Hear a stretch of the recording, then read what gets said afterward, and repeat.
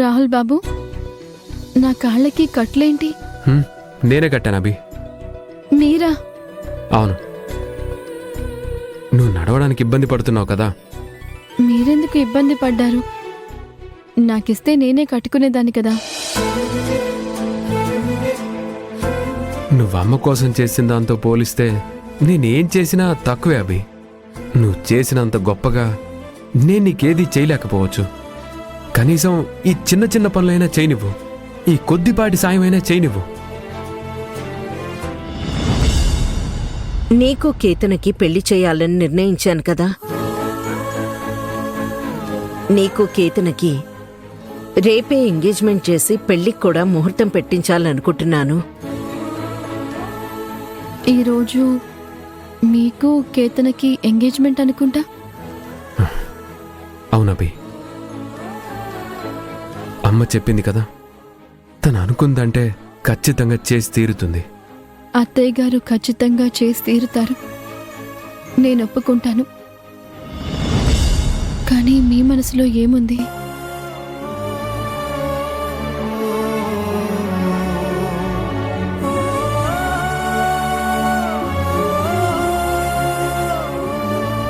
రాహుల్ బాబు, మిమ్మల్ని అడిగేది. ఇంతకీ మీకేమనిపిస్తుంది? కేతన నా చిన్ననాటి స్నేహితురాలు. నన్ను పెళ్లి చేసుకోవాలని ఆశపడుతోంది. నాతో కలిసి బ్రతకాలని ఎదురు చూస్తోంది. అంతేకాకుండా నాకు కేతనకి పెళ్లి చేస్తానని కేతనకి అమ్మ మాటిచ్చింది. నాకు కేతనకి మధ్యున్న చిన్ననాటి స్నేహాన్ని నేను గౌరవించాలి. అలాగే అమ్మ కేతనకిచ్చిన మాటకు కూడా నేను విలువివ్వాలి. అవన్నీ జరగాలంటే ఇప్పుడు నేను ఈ ఎంగేజ్మెంట్కి సరే అనాలి. మీరు ఎంగేజ్మెంట్ చేసుకోవడానికి కారణాలు చెప్తున్నారు, కానీ మీ మనసులో ఏమనుకుంటున్నారో చెప్పడం లేదు.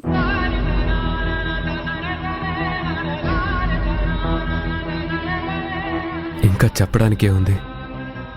ఒక పని చేయడానికి మన దగ్గర కారణాలుండాలి. ఆ కారణాలు నా దగ్గర ఉన్నాయి.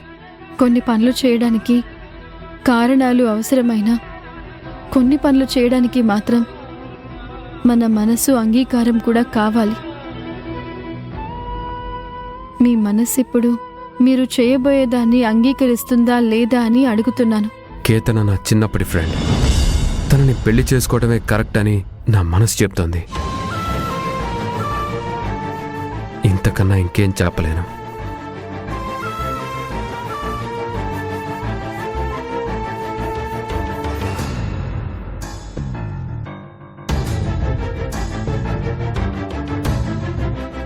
అమ్మా తల్లి, నీకు మొక్కుకొని నేను నిప్పుల మీద నడిచినందుకు అత్తయ్యకి ఆరోగ్యం కుదుటపడింది.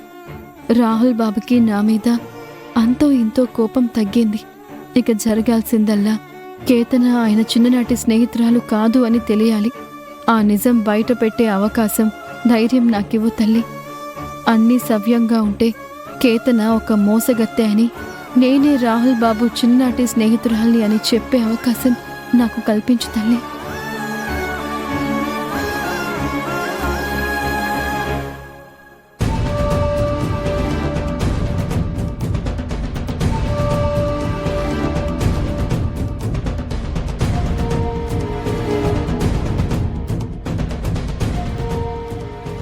వచ్చావా కేతనా? నీకోసమే చూస్తున్నాను. నువ్వు వెళ్ళిన పని ఎంతవరకు వచ్చింది? అనుకున్న పని అయ్యే వరకు ఈ కేతన ఎప్పుడు వెనకడు వైదని నీకు తెలుసు కదా. ప్రతిదీ మనం అనుకున్నది అనుకున్నట్టుగానే జరుగుతుంది. జరగాలి కేతన, ఖచ్చితంగా జరగాలి. దేనికోసమే కదా మనం ఎదురు చూసేది. మన ప్లాన్లో మొదటి భాగం ఈరోజు పూర్తవుతుంది. ఈరోజు నాకు రాహుల్కి ఎంగేజ్మెంట్ జరగబోతుంది. అంటే మనం వేసుకున్న ప్లాన్లో మొదటి భాగం ముగుస్తున్నట్టే కదా. మంచి వార్త చెప్పావు కేతన. కానీ రెక్కలు రాగానే పక్షి గాల్లోకి ఎగరలేదు. ఆ రెక్కలకి కావలసినంత బలం వచ్చినప్పుడే ఆ పక్షి ఆకాశంలోకి ఎగరగలదు. ఇప్పుడు నువ్వున్న పరిస్థితి కూడా అంతే. ఎంగేజ్మెంట్ అనేది నీకు రెక్కల్లా కనిపిస్తున్నా మనం అనుకున్నది పూర్తిగా జరగడానికి అది సరిపోదు. ఎంగేజ్మెంట్ అయిపోగానే అతి త్వరలో ఆ అభిని కూడా వేదవతి ఇంట్లో నుండి గెంటేస్తుంది. ఆ తర్వాత నాకు అడ్డే ఉంది. ఇక నాకు రాహుల్కి పెళ్లి జరిగిపోతుంది. దాంతో అసలు కథ మొదలవుతుంది. ఇవన్నీ చెప్పుకోవడానికి బాగానే ఉన్నాయి, కానీ చెప్పుకున్న ప్రతిదీ చేతల్లో జరగాలి. నీ మెడలో రాహుల్ కట్టే తాళి ఎప్పుడైతే పడుతుందో అప్పుడే మనం అనుకున్నది జరిగినట్టు. అప్పటి వరకు చంకలు గుద్దుకుని సంతోషపడిపోకో. నువ్వేం కంగారు పడుకో. మనం అనుకున్నది ఖచ్చితంగా జరుగుతుంది. త్వరలోనే రాహుల్ నా మెడలో కట్టే తాళితోనే నీ ముందు ప్రత్యక్షమవుతాను. ఎదురు చూస్తూ ఉండు. ఇక వెళ్తాను. జాగ్రత్తగా ఉండు. ఓకే. హ్మ్.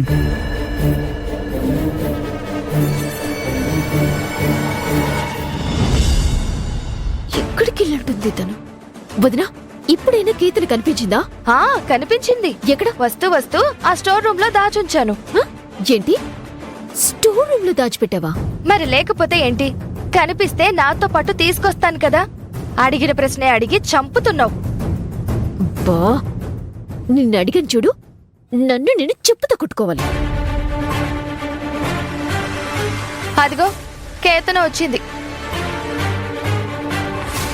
కేతన, ఎక్కడికెళ్ళావు నువ్వు? నువ్వేమైపోయావో ఎక్కడికెళ్ళావో అని మేమెంత కంగారు పడుతున్నావో తెలుసా?